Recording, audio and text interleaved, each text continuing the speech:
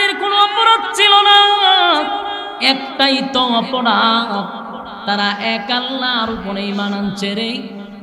তাদের ব্যাপারে দুর্নীতির কোনো মামলা ছিল না, তারা মানুষের সম্পদ আত্মসাৎ করে নাই, দেশের টাকা বিদেশেও প্রচার করে নাই, মানুষের হক নষ্ট করে নাই, দুর্নীতির কোনো মামলা নাই, অপরাধ একটাই, এক আল্লাহর উপরে ঈমান আনছে, ঠিক নেই? আর যারা এক আল্লাহর উপরে ঈমান আনে, যারা মালিকের হুকুম রাসূলের তরিকা অনুযায়ী চলে, দেখবেন ওই মানুষগুলা বেশিরভাগ লাঞ্ছিত হয়। গত 16 বছর দেখছেন সবচেয়ে বেশি হাত করা পড়ছে আলেমরা, সবচেয়ে বেশি বেরি পড়ানো হয়েছে আলেমদেরকে। বলুন বাংলাদেশের কোন আলেমের উপরে দুর্নীতির অভিযোগ আছে?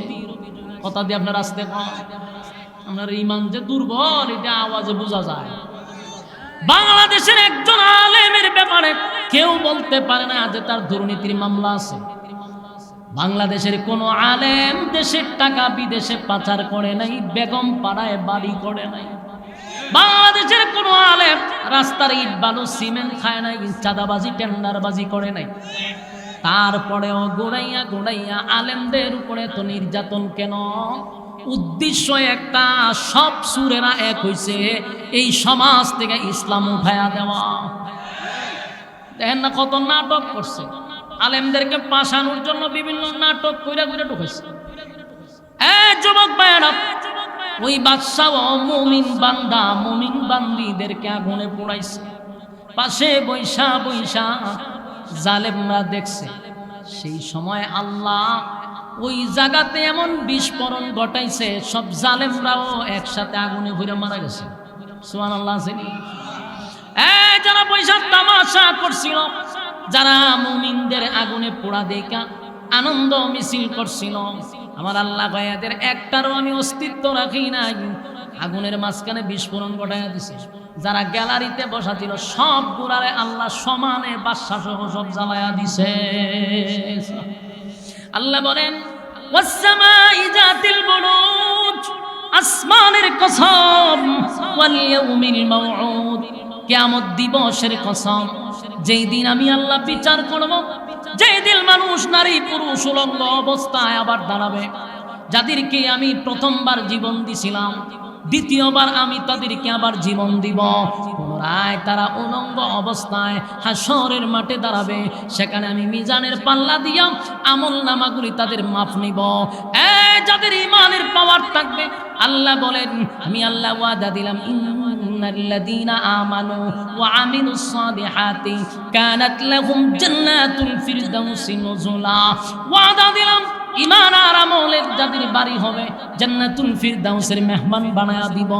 আমার যুবক ভাইরা, এই যে ঘটনাগুলি আমার আল্লাহ শোনাইছে সূরা বুরুজের ভিতরে, নির্যাতিত মুসলমানরা, নির্যাতিত মুসলমানদেরকে আয় জালেম যেইভাবে মুমিন বান্দা মুমিন বান্দীদেরকে আগুন দিয়া পোড়াইছে, আল্লাহ রাব্বুল আলামিন সূরা বুরুজ নাজিল করে সাহাবায়ে কেরামদেরকে সান্ত্বনা দিল। যেই সময় সাহাবায়ে কেরামদেরকে নির্যাতন শুরু হইছে, কালেমার দাওয়াত যখন রাসূল 3 বছর গোপনে গোপনে গোপনে গোপনে দাওয়াত দিছে, এরপরে গোপনে দাওয়াত দেওয়ার পরে রাসূল প্রকাশ্যে দাওয়াত দেওয়া শুরু করলো। যেই মাত্র প্রকাশ্যে দাওয়াত দিল রে, তখন আবু জাহেল আবু লাহাব একত্রিত হইয়া মুসলমানদের উপরে নির্যাতন শুরু করে দিল। এত নির্যাতন, এত নির্যাতন, কোন সাহাবীদেরকে জ্বলন্ত কয়লার মধ্যে শোয়া রাখছে, বুকের মধ্যে পাথর দিয়া রাখছে গো। জ্বলন্ত কয়লার মধ্যে কি শুয়ে থাকা যায়? চামড়া গলে গেছে, গর্ত হয়ে গেছে। এরপরে আবার বুকের মধ্যে পাথর রাখছে যেন নড়াচড়া না করতে পারে। সাহাবায়ে কেরাম রাস্তা দিয়া যাচ্ছিল, তাকায়া দেখে হযরত বিলালকে বালুর মধ্যে শোয়া রাখছে। বিলালের বুকের উপরে পাথর। বিলাল পাথরের নিচে তাইকা জুড়ে জুড়ে বলল আল্লাহ আল্লাহ, আল্লাহ, জুড়ে জুড়ে আল্লাহ আল্লাহ বলতে লাগলো। এই জুড়ে জুড়ে আল্লাহ বললেন, বেঈমানরা তারে আরো নির্যাতন করে। এক কাফের আইসা বিলালের জিহ্বাটা টান দিয়া বাহির করে পেরাক মাইরা দিছে। আমার যুবক ভাইরা, এই অষ্টগ্রামের ভাইরা, দিলের কান লাগাইয়া কথাগুলি শুনেন। ইমান কারে কয় গো? মুসলমানের ঘরে জন্ম নিছি, আজকে আমাদের ইমানের জন্য পরীক্ষা দিতে হয় না, ইমানের জন্য আমাদের জিহ্বার মধ্যে পেড়াক মারা হয় না, এরপরও আমরা ইমানের উপর অটল থাকতে পারি না। বেলালের জিহ্বার মধ্যে পেড়াক মারছে কেন জানেননি? শুধু আল্লাহর নামটা জুড়ে নেওয়ার কারণে। সাহাবায়ে কেরামরা বেলালকে বলল, বেলাল, তোর নির্যাতন দেখা সহ্য করতে পারি না, বরদাস্ত করতে পারি না। বেলাল রে, তুই আস্তে আস্তে মনে মনে মালিকের নাম জপ, তুইলেই তো তারা পেরাক মারবে না, নির্যাতনের স্টিম রোলার তোর উপরে চাপাবে না। বেলাল রে বুঝাইয়া তারা চলে গেল। কিন্তু প্রতিদিনের মতো বেলাল এত জুড়ে জুড়ে আল্লাহর নাম নেই রে। কাফের বেঈমানরা আল্লাহর নাম জুড়ে নিলে সহ্য করতে পারে না, তাই তারা তার উপর আরো নির্যাতন করে। একদিন, 2 দিন, 3 দিন সাহাবীরা তারে নিষেধ করল। একদিন বলল, বেলাল, এত করে বুঝাইলাম, তোর নির্যাতন যে আমরা বরদাস্ত করতে পারি না। বেলাল রে, তোর বুকের উপর পাথর সরাইবার ক্ষমতাও আমাদের নাই বেলাল। কিন্তু আমরা বললাম, মালিকরে আস্তে ডাকলেও শোনে, মালিকরে জুড়ে ডাকলেও শোনে। আস্তে আস্তে ডাক, মালিক তো তোর ডাক শুনবে। কেন জুড়ে জুড়ে ডাকস? যার কারণে তারা ক্ষিপ্ত হয়, মারে। তোর মার দেখলে আমরা সহ্য করতে পারি না রে বেলাল। আমাদের দিকে তাকাইয়া মালিকরে আস্তে আস্তে ডাক। বেলাল বলে, সাহাবীরা রে, আমি তো মানুষ, আমার আঘাত করলে তোমার ব্যথা লাগে। আমি মানুষ, আমার আঘাত করলে আমারও ব্যথা লাগে, আমারে মারলে আমারও ব্যথা লাগে, আমি আর তো সহ্য করতে পারি না। এই যে মরুভূমির প্রচন্ড এক গরমের মধ্যে আমার শোয়া রাখলো, আমি লড়তে পারি না, আমার বুকের উপরে পাথরটা উড়াইয়া রাখছে, আমার জিহ্বা লড়াইতে পারি না, পেরাক ঢোকায়া রাখছে। আমি মানুষ, আমার কষ্ট হয়, রক্তে মাংসে আমি একটা মানুষ, নির্যাতন আমি সহ্য করতে পারি না। তাই আমি জুড়ে জুড়ে আমার মালিকের নাম নেই, আমার মালিকের নামের মধ্যে আমি এত মজা পাই। আমি যখন আল্লাহ আল্লাহ বলে ডাকি রে, আমার এই নামের মধ্যে আমি মজা পাই। তাই আমার উপরে এত নির্যাতন হয়, এত নির্যাতন হয়, আমি আমার নির্যাতনের কথাটাই ভুলে যাই, আমার মালিকের নামের স্বাদের কাছে চিৎকার দেয়া করি সুবহান। একটা জবান বন্ধ রাখবেন না, বলুন আল্লাহু আকবার। আরো জোরে কোন আল্লাহু আকবার। এই ইমানের আওয়াজ দিয়ে বলুন আল্লাহু আকবার। আল্লাহর নবীর সাহাবীরা ইমানের জন্য ইমানের জন্য ইমানের জন্য নির্যাতন সহ্য করছে। এমনকি খাব্বাবরেও মারছে, বেলালরেও মারছে, আম্মারকেও মারছে, সুমাইয়ার শাহাদাত বরণ করলো। একের পর এক নির্যাতনের স্টিম রোলার চাপায়া দিছে যুবক ভাইরা। কিন্তু একটা মুহূর্তের জন্য তারা ইমান ছাড়ে নাই, ইমান ছাড়ে নাই, ইমান ছাড়ে নাই। আর আমরা 5 টাকার কাছে ইমান বিক্রি করে দেই। যেই রাজনীতির কারণে আজকে ইমানটারে বিক্রি করতেছেন, যাই না রাখেন, এই দুনিয়া চিরস্থায়ী নয়, চিরস্থায়ী নয়। একটা চেয়ারের জন্য, একটা পদের জন্য জীবনটারে বরবাদ করেন, তাস করে ইসলামের বিরুদ্ধে একটা কথা বলে ফেলেন। একবারও চিন্তা করলেন না এই দুনিয়া ক্ষণস্থায়ী, এই দুনিয়া চিরস্থায়ী না, এই দুনিয়ার শুরু আছে, শেষ আছে।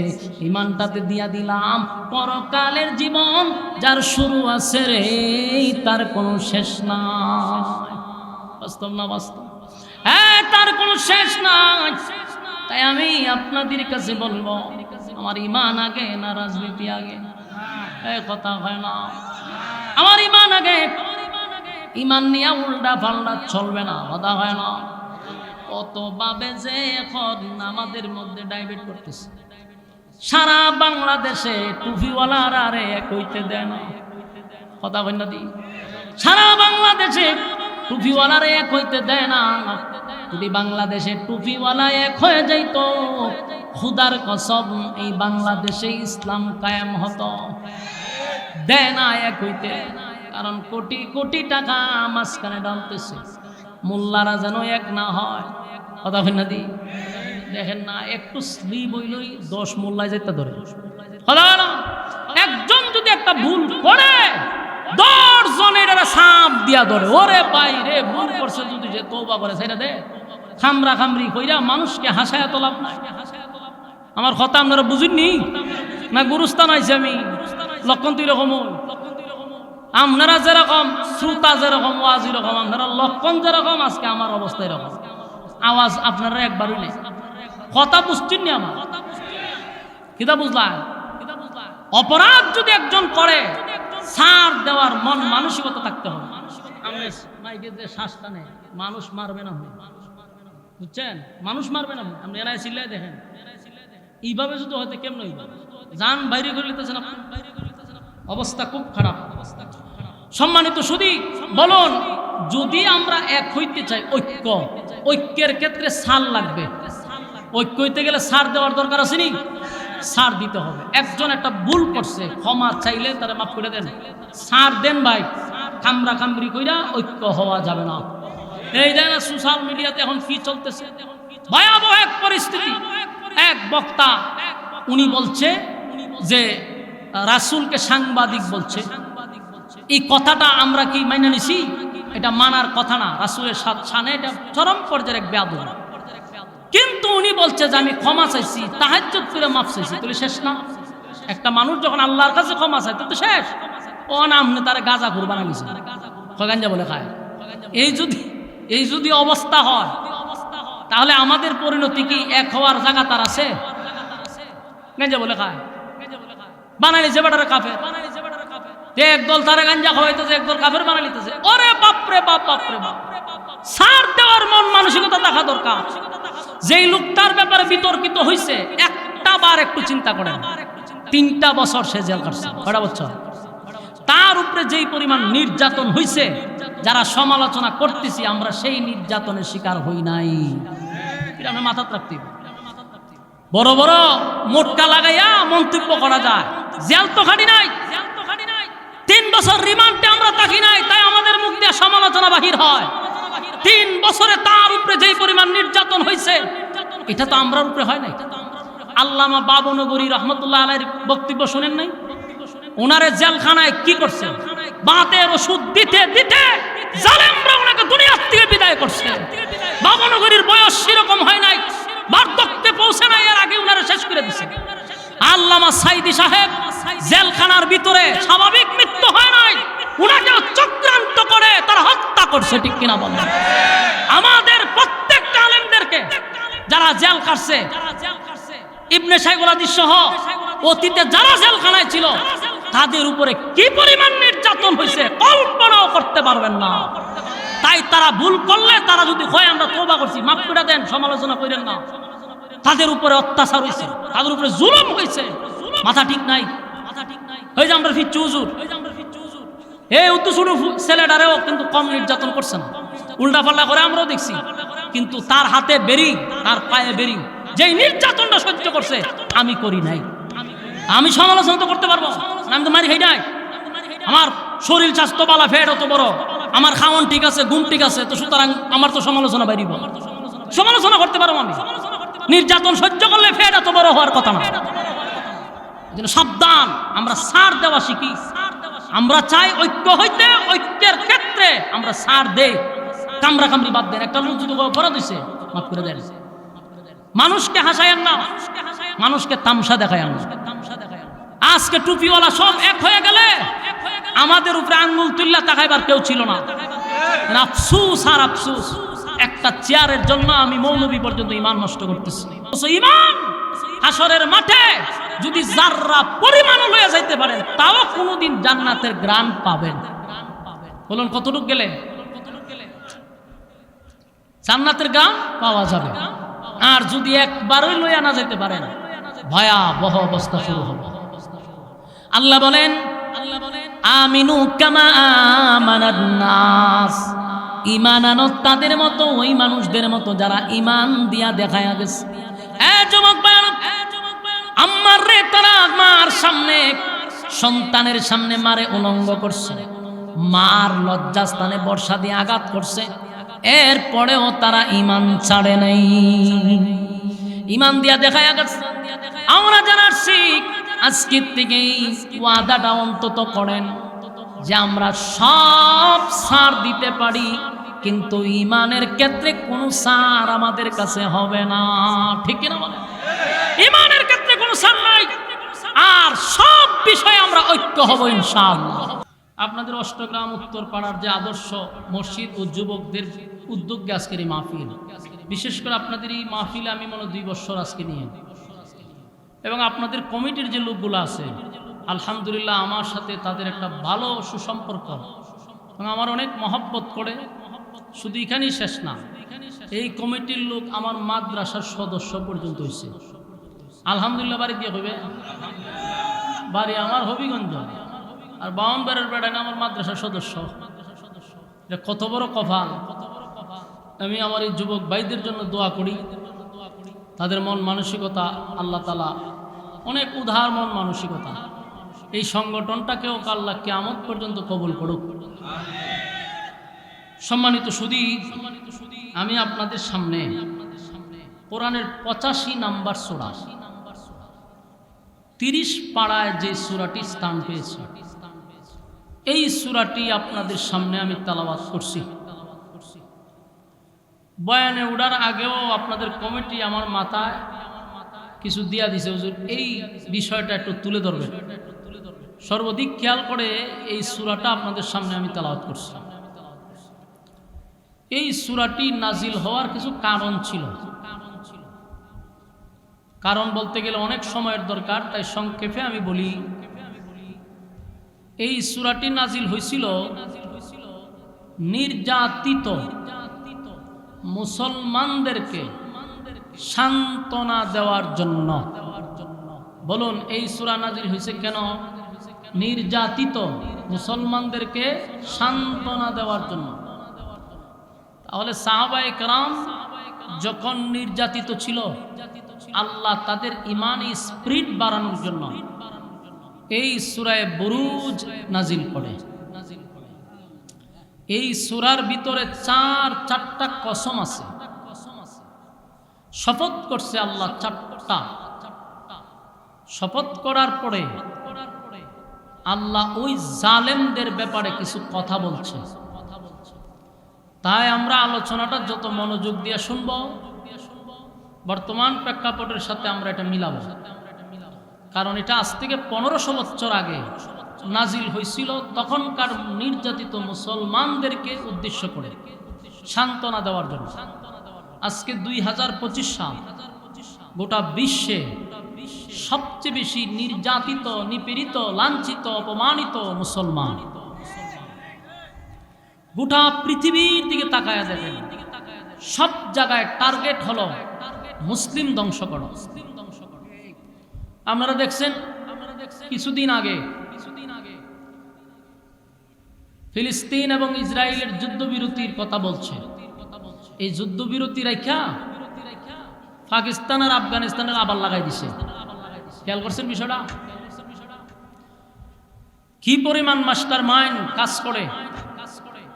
লক্ষ লক্ষ নারী, শিশু, পুরুষ, নারী, বৃদ্ধ, বৃদ্ধা লক্ষাধিকের উপরে শাহাদাত বরণ করছে জালেমদের অত্যাচারের উপরে। সেই যুদ্ধ বন্ধ করার আগে আগেই আবার আরেক মুসলমান ভাইদের মধ্যে লাগাই দিছে। আমরা আছি হাত নাবিতে বাঁধবো না বুকে বাঁধবো, কাঠটুপি উষা কাঠটুপি নেশা, এই গুতাগুতিতে আমরা ব্যস্ত, আর গোটা বিশ্বে শক্তিশালী মুসলমানদেরকে মাটির সাথে মিশায়া দিচ্ছে। টার্গেট শুধু একটা দেশ নয়, গোটা পৃথিবীর মানচিত্রের থেকে মুসলমানদেরকে চিরতরের জন্য শেষ করে দেওয়ার যে প্ল্যান, যে নকশা তারা আঁকছে, এটা বাস্তবায়ন করতে চাচ্ছে। কিন্তু পৃথিবীর থেকে মুসলমান ধ্বংস হবে না। যদিও মুসলমানদের উপরে এখন পরীক্ষা চলতেছে, ঈমানি পরীক্ষা। এই পরীক্ষায় যারা উত্তীর্ণ হবে, আল্লাহ বলেন তাদেরকে জান্নাতের মেহমানদারি আমি আল্লাহ নিজে করাবো। কানাত লাহুম জান্নাতুল ফিরদাউসি নুজুলা। আল্লাহ কয় আমি সর্বোচ্চ জান্নাত, যেটা ভিআইপি, ওই ভিআইপি জান্নাতের ভিতরে তোমাদেরকে মেহমানদারি করাবো। যারা ঈমানের পরীক্ষায় পাস করবে, পরীক্ষা কিন্তু চলতেছে। আমার তেলাওয়াতকৃত যে সূরাটা নাজিল হয়েছিল, যখন ইসলামের প্রথম দিক দিয়া যখন কালেমার দাওয়াত শুরু হলো, কিছু সংখ্যক মানুষ কালেমা পড়ল, ঈমান আনলো, তাদের উপরে নির্যাতন শুরু হলো। নির্যাতনের স্টিম রোলার তাদের উপরে চাপিয়ে দেওয়া, নির্যাতন, এত নির্যাতন, যেই নির্যাতন, তখনকার যুগটা ছিল বর্বর জাহিলিয়তের যুগ। নির্যাতনটা বর্বরের মতোই। নির্যাতনের যখন স্টিম রোলার চাপায়া দেওয়া হলো,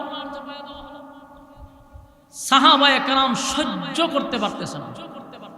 কাউকে শুলিতে ঝুলায় রাখছে, কারো গলার মধ্যে রশি লাগাইয়া মরুভূমি দিয়ে টানতেছে, কাউরে কালেমা পড়ার অপরাধে জ্বলন্ত তৈলের মধ্যে ছেড়ে দিছে, কাউর বুকের উপরে পাথর রাখছে, কাউকে আবার জ্বলন্ত কয়লার মধ্যে শোয়া রাখছে। এত নির্যাতন। সাহাবায়ে কেরাম রাসূলের কাছে বলল, হুজুর, নির্যাতনের মাত্রা এত বাড়ছে, আমরা আর সহ্য করতে পারতেছি না। আপনি যদি একটু আল্লাহর কাছে বইলা আমাদের নির্যাতনটা কমাইতেন, আসমান থেকে যদি একটু সাহায্য আসতো, আর পারতেছি না। রাসূল তাদের নির্যাতন দেখা রাসূল নিজেও সহ্য করতে পারে না, চোখের পানি জড়ে। কিন্তু আল্লাহ রাসূল তখন বললেন, তোমরা ধৈর্য ধারণ করো। কিন্তু তারা বারবার বলতেছে, পয়গম্বর, আর কত ভাই শাহাদাত বরণ করছে, আমাদের উপরে এত নির্মম ভাবে নির্যাতন শুরু করছে যা আমরা সহ্য করতে পারতেছি। তাদের এই অভিযোগের পরে আল্লাহ সূরা বুরুজ নাজিল করছে। সুবহানাল্লাহ আসেনি? আগে একটু ভূমিকাটা শুনেন। তারা যখন রাসূলের কাছে এই অভিযোগ দিতেছে যে আমরা সহ্য করতে পারতেছি না, রাসূল বলতেছে তোমাদের উপরে আল্লাহ ঈমানের পরীক্ষা নিচ্ছে। সাহাবায়ে কেরাম হুজুর, আপনি একটু দোয়া করেন, আল্লাহ যেন আমাদেরকে সাহায্য করে। তখন আল্লাহ সূরা বুরুজ নাজিল করে। রাসূল দুনিয়াতে আসার প্রায় ৮০ অথবা ৭০ বছর আগে, রাসূল দুনিয়াতে আসার কত বছর আগে? ৮০ থেকে ৭০ বছর আগের একটা জালেম শাসকের ঘটনা শোনাইছে সূরা বুরুজের ভিতরে। এবং এই কথাগুলি বলতে গিয়ে আল্লাহ ৪টা কসম করছে। বলুন কয়টা কসম? একটা ঘটনা বর্ণনা করতে গিয়ে ৪ কসম করছে। ঘটনাটা কত গুরুত্বপূর্ণ যদি আপনারা মনোযোগ দিয়ে শুনেন তাহলে সামনে বুঝতে পারবেন। এই সাহাবীদের নির্যাতনের কথা শুনে আল্লাহ সূরা বুরুজ নাজিল করে রাসূল দুনিয়াতে আসার ৮০ বছর আগে একজন জালেম শাসকের ইতিহাস শুনাইয়া সাহাবীদের ঈমানি জজবা আল্লাহ বাড়াইয়া দিয়েছে। আল্লাহ এই সূরার শুরুতে ৪ কসম করছে। আমরা এই সূরাটা প্রথম তার অর্থগুলো একটু বোঝার চেষ্টা করি, এরপরে আমরা তার বিস্তারিত আলোচনা করব ইনশাআল্লাহ। আল্লাহ শুরুতেই বলেন, ওয়াস-সামাই যাতিল বুরুজ। আল্লাহ বলেন নক্ষত্র বিশিষ্ট আসমানের কসম, গ্যালাক্সি বিশিষ্ট আকাশের কসম, তারকা যেখানে ঝুলিত ওই আকাশের কসম করছে আল্লাহ, নক্ষত্রের কসম, তারকার কসম। এই বিশাল আসমানের কসম করছে আল্লাহ প্রথম। এরপর আল্লাহ বলেন ওয়াল ইয়াউমিল মাউউদ, যেদিন বিচার হবে, মালিক ইয়াউমিদ্দিন, আল্লাহ যেদিন বিচারক হবে সেই দিনের কসম, বলতে কিয়ামত দিবসের কসম। এরপর আল্লাহ বলেন ওয়াশাহিদিন ওয়া মাশহুদ, এই আয়াতে দুইটা কসম, ওয়াশাহিদ ওয়া মাশহুদ। আল্লাহ বলেন যেই দিনটা ঘুরে ঘুরে তোমাদের সামনে আসে সেই দিনের কসম, বলতে ইয়াউমুল জুমআ ইয়াউমুল আরাফা, জুমার দিনের কসম, আরাফার দিনের কসম। তাহলে কসম হইল কটা? নক্ষত্র বিশিষ্ট আকাশের কসম একটা, কিয়ামত দিবসের কসম, ইয়াউমুল জুমআ জুমার দিনের কসম, ইয়াউমুল আরাফা আরাফার কসম, চার কসম। চারটা কসম করে আল্লাহ পড়ে বলেন কুতিলা আসহাবুল উখদুদ, গর্ত খননকারীর উপরে আমি আল্লাহর অভিশাপ, জালেম শাসকের উপরে আমি আল্লাহর অভিশাপ। তাহলে কসম করলো চারটা, এরপরে অভিশাপ দিল কারে? জালেমদের উপর আল্লাহর অভিশাপ। গর্ত খননকারীরা, যারা গর্ত খনন করছে তাদের উপর অভিশাপ। এখন খালি স্মরণ রাখবেন, পরে বলতেছি। এরপর আল্লাহ বলেন আন্নারি যাতিল ওয়াকুদ, যেই গর্তের ভিতরে ধাউ ধাউ করে আগুন জ্বলছিল। খুব স্মরণ রাখবেন, প্রথম কি বলছে? গর্ত খনন যারা করছে। তাহলে আমরা একটা গর্ত পাইলাম এখানে। এরপরে কি বলছে? গর্তের ভিতরে ধাউ ধাউ করে আগুন জ্বলছিল। তাহলে আমরা আগুনও পাইলাম। এই পয়েন্টগুলো ইয়াদ রাখবেন, সামনে আসতেছে। ইযহুম আলাইহা কুউদ, যখন তারা পাশে বসে দেখছিল। তাহলে কিছু মানুষ এখানে উপস্থিত ছিল যারা স্পটে থাইকা, সরজমিনে থাইকা সব দেখছিল। তাহলে কিছু একটা ঘটছিল যা তারা দেখছিল। কথা বুঝতেছেন? পয়েন্টগুলো ইয়াদ রাখবেন। ওহুম আলা মা ইয়াফআলুনা বিল মুমিনিনা শুহুদ, মুমিনদের সাথে যা করেছিল তারা সব দেখেছিল। মানে মুমিনদের সাথে যা ঘটনা ঘটছে এরা তা সরজমিনে সব দেখছে। তাহলে এখানে মুমিনদের সাথেই ঘটনাগুলি ঘটছে। এখানে আমরা স্পষ্ট হলাম। ওয়ামা নাকামু মিনহুম ইল্লা আইয়ুমিনু বিল্লাহিল আজিজিল হামিদ, তারা মুমিনদেরকে শাস্তি দিছিল কেবল এ কারণে যে তারা ঈমান এনেছিল একত্ববাদী খোদার উপরে। বলুন মুমিনদের উপরে শাস্তি কেন দিছিল? তারা ঈমান আনছে কার উপরে? একত্ববাদী খোদার উপরে, যার কোনো শরীক নাই, যার কোনো ইলাহ নাই। তাহলে ঈমান আনার অপরাধী সেই শাস্তিগুলা দেওয়া হয়েছে।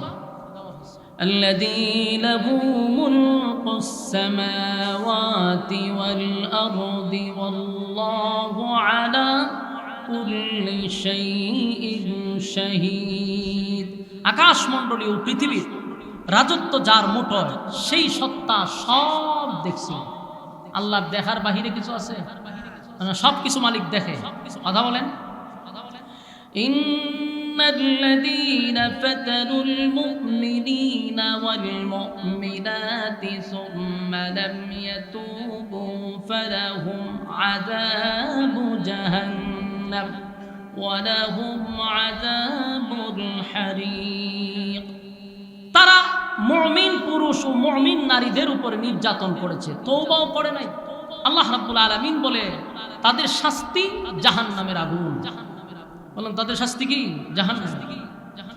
ইন্নাল্লাযীনা আমানু ওয়া আমিলুস সালিহাতি লাহুম জান্নাতুন তাজরি মিন তাহতিহাল আনহার যালিকাল ফাওজুল কাবীর, এবং যারা ঈমান আনছে, সৎ কাজ করছে, নিশ্চয়ই তাদের জন্য রয়েছে জান্নাত, যে জান্নাতের নিচে প্রবাহিত হবে এক বিশাল নহর, যেগুলা জান্নাতীরা দেখে খুশি হবে। জান্নাতীদের জন্য পুরস্কার কি? যে জান্নাতুল ফিরদাউস, যেখানে আল্লাহ মেহমানদারি করান কাদের জন্য? যারা ঈমান আনছে এবং সৎ কাজ করছে। কথা কি বুঝতেছেন? ইন্না বাতাশা রাব্বিকা লাশাদীদ, তোমার রবের ধরা বড় কঠিন। রব যদি ধরে তো কি ছাইরা দেয়নি? কথা কই না? রবের ধরা বড় শক্ত, স্মরণ রাখবা। ইন্নাহু হুয়া ইউবদিউ ওয়া ইউঈদ, তারা প্রথমবার সৃষ্টি, যিনি প্রথমবার সৃষ্টি করতে পারে তিনি পরবর্তীতেও সৃষ্টি করতে পারে। যিনি আমাদেরকে প্রথমবার সৃষ্টি করছে, দ্বিতীয়বার তিনি আমাদেরকে আবার পুনরায় সৃষ্টি করবেন। কথা বুঝতেছেন? ওয়াহুয়াল গফুরুর ওয়াদুদ, তিনি ক্ষমাশী, অতি দয়াময়, এতে কোনো সন্দেহ নাই। আল্লাহ বলেন যুল আরশিল মাজিদ, সম্মানিত আরশের মালিক। এরপর আল্লাহ বলেন ফাআলুল লিমা ইউরিদ, যা কিছু ইচ্ছা তা উনি করেন, আবার যা কিছু ইচ্ছা করেন তা করে ফেলেন। মনে চাইছিটা করতে আল্লাহ কইরা ফেলান। কেউ কি অর্ডার নিতে হয়? কারো কাছ থেকে অনুমতি নিতে হয়? বাল হাল আতাকা হাদিসুল জুনুদ, তোমার কাছে কি পৌঁছেছে সেই বাহিনীর সংবাদ? মানে রাসূলকে বলতেছে আপনার কাছে কি অতীতের বাহিনীর সংবাদ পৌঁছে? কোন বাহিনী? আল্লাহ বলেন ফিরআউন ওয়া সামুদ, ফিরআউন এবং সামুদ তাদের কাহিনীকে আপনি শুনছেন? আল্লাহ বলেন বালিল্লাযীনা কাফারু ফি তাকযীব, তা সত্ত্বেও যারা কুফুরের কঠোর পরিণাম শুনছে তারপরেও তারা তা সত্ত্বেও তারা এর কাছ থেকে বিরত থাকে নাই। মানে কুফুর করলে, শিরিক করলে যে কি শাস্তি হবে এটা জানার পরেও তারা এখান থেকে বিরত থাকে নাই, তারা সীমা লঙ্ঘন করছে।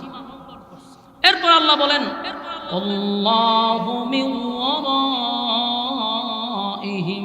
মুহীত, অথচ আল্লাহ তাদেরকে তাদের পেছনে চতুর্দিক দিয়ে আল্লাহ গ্রাস করে রাখছে, তারা এটা বলতে পারে না। এরপর আল্লাহ বলেন বাল হুয়া কুরআনুম মাজিদ, কোরআনের প্রত্যাখ্যানের পরে তারা কোরআনকে প্রত্যাখ্যান করছে, কিন্তু এটার কোনো সম্মানহানি হয়েছে? আল্লাহ বলেন, এবং এটা অতি সম্মানী একটা কোরআন, তারা প্রত্যাখ্যান করছে, এতে কোরআনের কিছু আসে যায় না, এটা সম্মানী কোরআন। এরপর আল্লাহ বলেন ফি লাউহি মাহফুজ, এটা লাউহে মাহফুজে লিপিবদ্ধ করা। তাহলে আমরা পুরা বুরুজের সরল তর্জমা শুনছি। বলুন এতক্ষণ সূরা বুরুজের সরল তর্জমাগুলো শুনছি। আসুন এখন আমরা বুঝার চেষ্টা করি সূরার ভিতরে 4টা কসম কেড়ে কোন জালেম, কোন গর্তওয়ালার কথা আল্লাহ বলছে। গর্তের ভিতরে আগুন কিভাবে দাউ দাউ করে জ্বলছিল, কারা বৈশা দেখছিল, এই কথাগুলি আমরা উপস্থাপন করবো ইনশাআল্লাহ। রাসূল দুনিয়াতে আসার 80 বছর আগে একটা জালেম শাসক ছিল। এই শাসক নিজেকে খুদা দাবি করত। বলুন কি দাবি করত? নাউজুবিল্লাহ। সে নিজেকে প্রভু, রব বলে মানুষের কাছে উপস্থাপন করত। যারা তারে খুদা মানত না তাদেরকে হত্যা করত, এবং তার খুদাইটা টিকায় রাখছিল জাদুবিদ্যার মাধ্যমে। তখন জাদুর খুব প্রভাব ছিল, জাদু দিয়া মানুষকে তার আয়ত্তে রাখত, তার অনুকূলে রাখত। তখনকার সবচেয়ে বড় যে জাদুঘর ছিল সেটা বাদশার আন্ডারে চলত, কিন্তু এই জাদুঘর বৃদ্ধ হয়ে গেছে। বৃদ্ধ হয়ে যাওয়ার কারণে এই জাদুঘর বাদশার কাছে একটা লিখিত অভিযোগ দিল যে বাদশা, আমি একেবারেই বৃদ্ধ হয়ে গেছি, যদি মারা যায় তাহলে আপনার এই রাজত্ব টিকায় রাখবো কে? আর খোদা দাবি করবেন কিভাবে? জাদু দিয়া মানুষকে আমি আপনার প্রতি বশ করে রাখছি, এখন আমি মারা গেলে সব শেষ। তাই আমি জীবিত থাকা অবস্থা একটা মেধাবী, নৌজওয়ান, বুদ্ধিমান, শক্তিশালী একটা যুবক দেন, যার কাছে আমি সমস্ত জাদুবিদ্যা শিখাবো, পরবর্তীতে আপনার রাজত্ব সে ধরে রাখবে। বাদশা বলল চমৎকার একটা আইডিয়া, ভালো বুদ্ধি দিছ। বাদশাহ চতুর্দিক থেকে গবেষণা করে যাচাই বাছাই করে একটা ছেলেকে পাইছে, খুব যুবক, বুদ্ধিমান। এই যুবক প্রতিদিন এই বৃদ্ধর কাছে এসে জাদু শিখে, আবার ক্লাস শেষ বাড়ির দিকে চলে যায়। ঘটনাক্রমে একদিন তাকায়া দেখে রাস্তার পাশে এরকম একটা মাহফিল হইতেছে। তো যেই বক্তা ওয়াজ করতেছে উনি হলেন ঈসা আলাইহিস সালাতু ওয়াস সালামের একজন উম্মত, আবেদ মানুষ, বুজুর্গ মানুষ। নসিহত করতেছে, একত্ববাদী খোদার উপরে মানুষকে ঈমান আনার জন্য আহ্বান করতেছে, ওয়াজ নসিহত করতেছে। এই যুবক কিছু সময় শুনে দেখলো যে ভালোই তো লাগে, কথা তো খুব যুক্তি এবং ভালো। 2 দিন 3 দিন শুনতে শুনতে তার ভিতরে একটা পরিবর্তন আসছে। আরেকদিন রাস্তা দিয়ে যাচ্ছিল, হঠাৎ করে দেখে রাস্তার মাঝখানে বিশাল বড় এক সিংহ বসে আছে। এটার ভয়ে গ্রামের মানুষ আর রাস্তা উঠতে পারে না। যুবক সেই দৃশ্য দিকে চিন্তা করলো এখন কি করা যায়। হঠাৎ তার মাথায় একটা আইডিয়া আসছে যে আজকেই হবে আমার পরীক্ষা। ছোট্ট একটা পাথর নিয়ে বলল যে আমাদের যে বাদশা, যে নিজেকে খুদা দাবি করে, সে যদি সঠিক খুদা হয়, সেই যদি রব হয়, তাহলে তার নাম নিয়ে ঢিল মারলাম, সাথে সাথে যেন এই সিংহটা মারা যায়। ঢিল মারছে কিন্তু সিংহ মরে নাই। যুবক চিন্তা হলো তাহলে বাদশা ভণ্ড, লক্ষণ খারাপ। এবার বলল ওই পাদ্রী যে রবের পরিচয় দিছে, সেই রব যদি সত্য হয়, পাদ্রীর রব যদি সত্য হয়, তাহলে এই সিংহটা যেন ছোট্ট পাথরের আঘাতে মারা যায়। যেই মাত্র ঢিল মারছে সাথে সাথে সিংহ মারা গেছে। সুবহানাল্লাহ। সেখানে উপস্থিত ছিল হাজার মানুষ। তার এই দৃশ্য দেখে মানুষের ভিতরে একটা আকর্ষণ তৈরি হয়েছে ছেলের প্রতি, যে সর্বনাশ, এটা সাধারণ কোনো ভুল না, এর ভিতরে কিছু একটা আছে। মানুষ তার ভক্ত হয়ে গেছে। প্রতিদিন তার বাড়িতে মানুষের ভিড়, যে তোমার ভিতরে অলৌকিক কিছু ক্ষমতা আছে। তো মানুষ তার কাছে যায় বিভিন্ন রূপ নিয়ে। তো এই যুবক বলে, শোনো, আমার কোনো ক্ষমতা নাই, যিনি ভালো করেন তিনি হলেন আমার রব আল্লাহ, যিনি আসমান জমিন সৃষ্টি করছেন তিনি হলেন আমার রব। জনগণ বলে আমাদের রব তো হলো বাদশা, বলে এটা একটা দাজ্জাল, এটা একটা জালেম, সে কোনোদিন খোদা হতে পারে না। তোমরা যদি আমার রবের উপরে ঈমান আনো ভালো হয়ে যাবে। তখন রবের উপরে ঈমান আনে, যুবক দোয়া করে, রূপ ভালো হয়ে যায়। সুবহানাল্লাহ। চলতেছে এরকম, যে ওই আসে ভালো হয়, যে আসে ভালো হয়, কুষ্ঠ রূপ নিয়ে আসে ভালো হয়, অন্ধ লোক ভালো হয়। এই খবর তার এক জায়গায় রয়েছে না, আস্তে আস্তে আস্তে আস্তে রাজমহলে চলে গেছে, খবর পৌঁছে গেছে। তো বাদশার একজন মন্ত্রী আছিল অন্ধ, জন্ম অন্ধ। এই অন্ধ ব্যক্তি চিন্তা করলো এরকমই যদি হয়, গেলেই ভালো হয়ে যায়। আমার জীবনে তো আমি কোনোদিন কিছু দেখি নাই। একটা বাস্কর মধ্যে টাকা পয়সা লইয়া, স্বর্ণমণ্ড লইয়া গেছে যুবকের কাছে, গিয়া বলল, তোমার অনেক সুনাম শুনে আসছি, আমার চোখ দুইটা ভালো হলে পুরা বাস্ক তোমার। যুবক বলল, ভালো করার ক্ষমতা আমার না, যিনি ভালো করেন তিনি কে? আপনি যদি উনার উপরে কালেমা পড়েন, ঈমান আনেন, আমি দোয়া করবো, আল্লাহ চোখ ভালো করে দেবে। মন্ত্রী চিন্তা করলো সারা দেশের মানুষ রব জানে বাদশারে, যুবক দিয়ে আরেক রবের পরিচয় দেয়। মন্ত্রী চিন্তা করলো যেটা এবার হইব, আগে আমি ঈমান আনি, দেখি আমার চোখ ভালো হয়।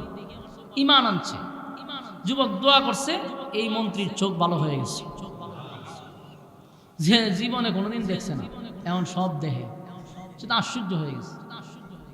আমি বাদশারে কত রব বইলা ডাক দিলাম, চক্ষু ভালো হলো না, আর আজকে আমার রবকে একবার ডাক দিতে দেরি হয়েছে, আমার চক্ষু ভালো করে দিতে দেরি করে নেই। সুবহানাল্লাহ। খুব খুশি। এই নিউজ তো আর এক জায়গায় না, এটা করে বাদশা পর্যন্ত পৌঁছে গেছে। মন্ত্রী গেছে বাদশার দরবারে। অন্ধ মানুষ যারা, এরা একটা দেখবেন খাসলত আছে, এরা এক জায়গায় দাঁড়ায় থাকলে এরম এরম করে, এটার ধরে এটার ধরে ইতে করে, দেখছেন নি? এরা দাঁড়ায় থাকলেও এর ভঙ্গিমা বোঝা যায় যে লোকটা অন্ধ। এখন তো চোখে দেখে, এখন তার আগের এই সিস্টেম নাই। বাদশার পায়ে খালি এক দেয়ানে চাই রয়েছে, এটা তো কোনোদিন দেখছি না। বাদশাহ এর পায়ে চাই দেয়, কিরে মন্ত্রী আমার ভাই বাবা চাই কা, এর তো চোখ আছে না, লক্ষণ তো খারাপ। ডাক দিছে, মন্ত্রী কেন? মন্ত্রী আছে, তুই কি সব দেখস নাকি? ভাই আমি সব দেখি। তো তোর চোখ বালা করছে কে? আমার রব। বাদশাহ চিন্তা করছে রব তো আমিও। বাদশাহ খুশি হয়ে হইতে, আগে হইবি না, আগে আমারও জানাইতি, আমি বিশাল একটা আয়োজন করতাম, আরো মানুষ সব একত্রিত করতাম, আর সবার সামনে তুই কইতি, আমার মর্যাদা আরো বেড়ে যেত। মন্ত্রী কয়, রে আমি যে রবের কথা বলছি, এই রব তো তুই না, তুই তো ভণ্ড, প্রতারক, জালেম, তুই মানুষকে ধোঁকা দিচ্ছস। আমি যার উপরে ঈমান আনছি, ওনার জন্ম নাই,